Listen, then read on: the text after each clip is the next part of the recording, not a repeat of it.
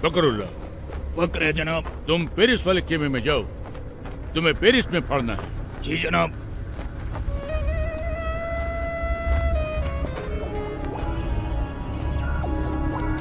फकरुल्लाह, फकर है जनाब। तुम अमेरिका वाले खेमे में जाओ, तुमको अमेरिका में फाड़ना है। जनाब। फखरुल्लाह, फखर है जनाब। वो तो हमको भी है तुम पर। तुम हमारे साथ आओ, तुमको हिंदुस्तान में फाड़ना है। मुझे हिंदुस्तान में शहीद नहीं होना जनाब।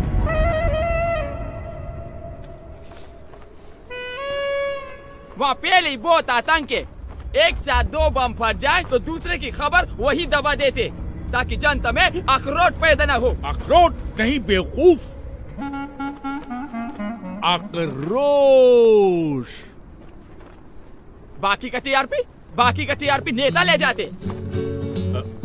मुझे तो इंटरनेशनल न्यूज बनना है। Love in Paris, americano. खामोश।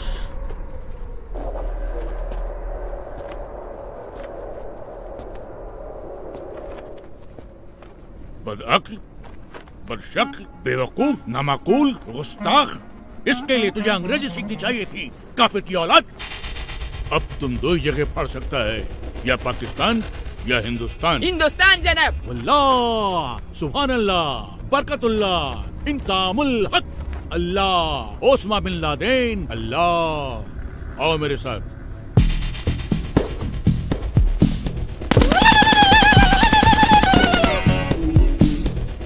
और एक बात ध्यान रखना, किसी भी मुल्क में जाकर फाड़ने के लिए सबसे पहले तुम्हें उस मुल्क के आम आवाम का एक हिस्सा बनना पड़ेगा, जिससे किसी को भी तुम पर शक न हो। इसलिए सबसे पहले मैं तुम्हें एक सच्चे हिंदुस्तानी जैसा बनाऊंगा, और सच्चे हिंदुस्तानी जैसा बनने के लिए तुम्हें हिंदुस्तान की तवारीख यानी कि हिस्ट्री और वहां की रवायत जाननी होगी, और वो तुम्हें मैं न नहीं बताऊंगा, ये बताएगा।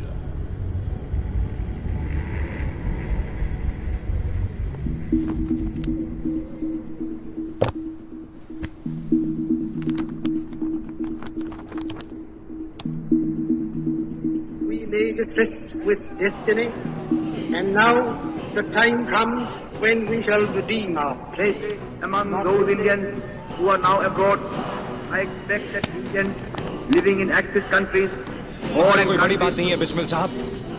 बड़ी बात तो ये है कि जिस्म से टपका हुआ एक बूंद खून आने वाली नस्ल के सारे खून में उबाला ला सकता है या नहीं। बहकेंगे तेरी फिजा में हम बन के हवा का झोंका, किस्मत वालों को मिलता है। अशरफ अली, अशरफ अली, अशरफ अली। बसंती चोला माहे रंग दे।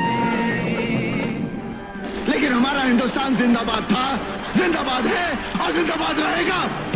हिंदुस्तान जिंदाबाद। देखा जाए बर्बादियों का समा, ईश्वर या अल्लाह ये पुकार सुन ले, ईश्वर या अल्लाह हे दाता।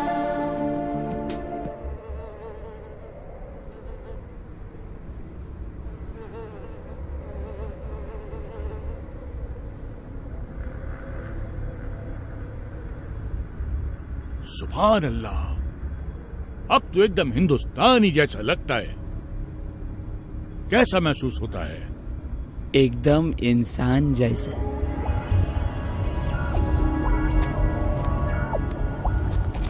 अब तू फाड़ने के लिए एकदम तैयार है।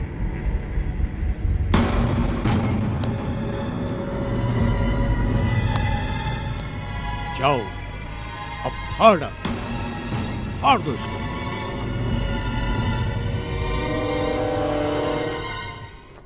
पंद्रह अगस्त 1947 सैकड़ों स्वतंत्रता सेनानी, जिसमें मुसलमान, हिंदू, सिख, ईसाई चारों कौम की शहादत के बाद भारत को आजादी मिली।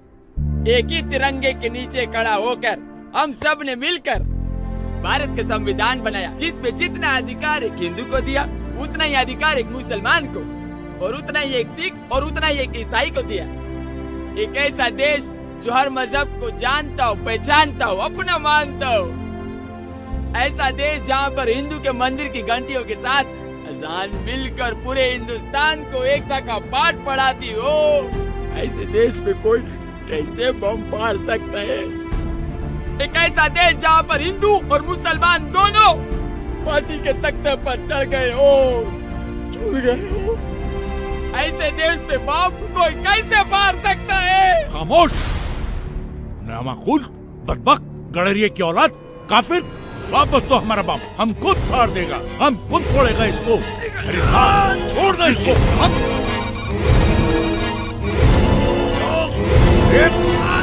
क्यों नहीं?